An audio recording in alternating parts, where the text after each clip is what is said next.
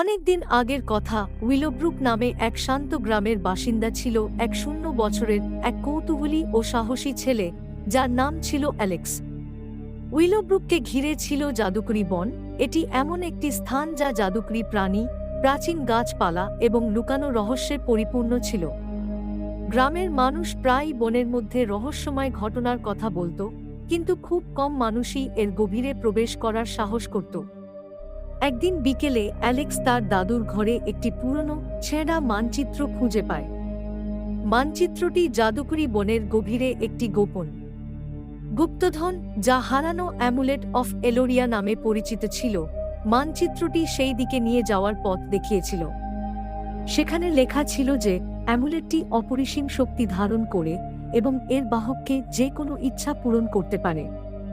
Alex এতে খুশি হয়ে অ্যাডভেঞ্চারের আশায় মানচিত্রটি অনুসরণ করার সিদ্ধান্ত নেয়।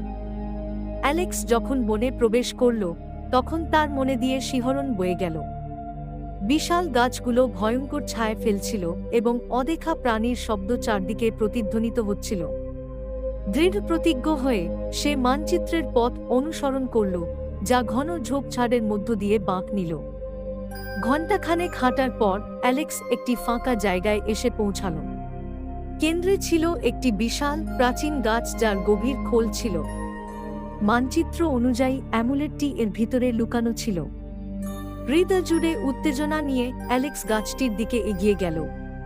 ঠিক যখন সে এটি স্পর্শ করতে যাচ্ছিল, তখন একটি গম্ভীর কণ্ঠস্বর উপরে থেকে ভেসে এলো। কে এলো এলোরিয়ার হারানো অ্যামুলেট খুঁজতে?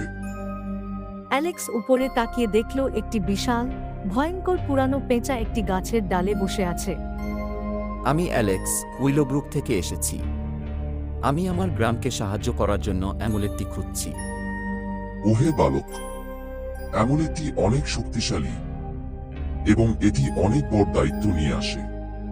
তোমাকে তোমার যোগ্যতা প্রমাণ করতে হবে। তোমাকে একটি ধাঁধা সমাধান করতে হবে। অ্যালেক্স মাথা নেড়ে সম্মতি জানালো। সে অনেকটা ভয় পেয়েছিল, কিন্তু মনের ভিতর সাহস রেখে সে ধাঁধার উত্তর দিতে রাজি হল। বলো তো বালক, আমি মুখ ছাড়াই কথা বলি এবং কান ছাড়াই শুনি। আমার কোনো শরীর নেই, কিন্তু আমি বাতাসের সাথে জীবিত হয়ে উঠি।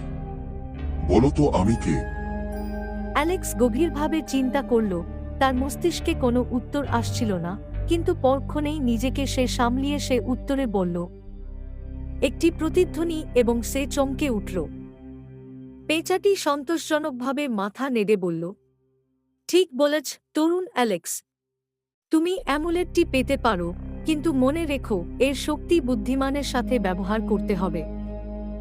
এ কথা বলেই পেঁচাটি উড়ে গেল এবং গাছের খোঁদলটি খোলামাত্র একটি ছোট শৈল্পিক বাক্স প্রকাশ পেল। অ্যালেক্স বাক্সটি খুলে হারানো অ্যামুলেট অফ এলোরিয়া পেল, যা একটি মৃদু সোনালী আলোতে জ্বলজ্বল করছিল। যখন সে এটি হাতে নিল, তখন সে শক্তির একটি প্রবাহ অনুভব করল এবং ভাবল তার জীবন চিরতরে বদলে যেতে চলেছে। তারপর অ্যামুলেটটি একটি নিরাপদ স্থানে রেখে অ্যালেক্স তার গ্রামে ফিরে আসলো।